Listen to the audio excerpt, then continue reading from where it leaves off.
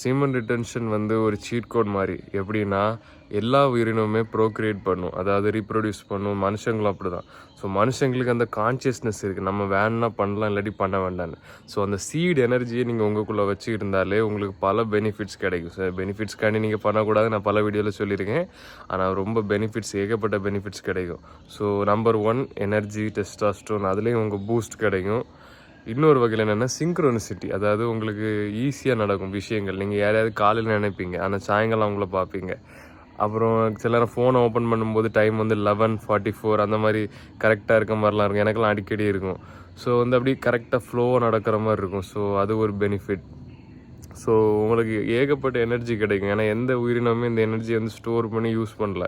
99% ஆம்பளைங்களே மென்னே அது பண்ணல. அதனால நிறைய பேர் தெரியாது.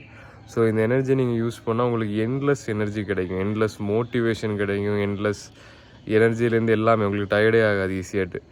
ஸோ தூக்கம் கூட உங்களுக்கு கம்மியாக தேவைப்படும். நீங்கள் வந்து ஈஸியாக ரெக்கவர் ஆவீங்க. அதாவது கிட்டத்தட்ட நீங்கள் ஒரு ஓல்வரின் மாதிரி ஈஸியாக உங்களுக்கு எல்லாமே ரெக்கவர் ஆயிரும்.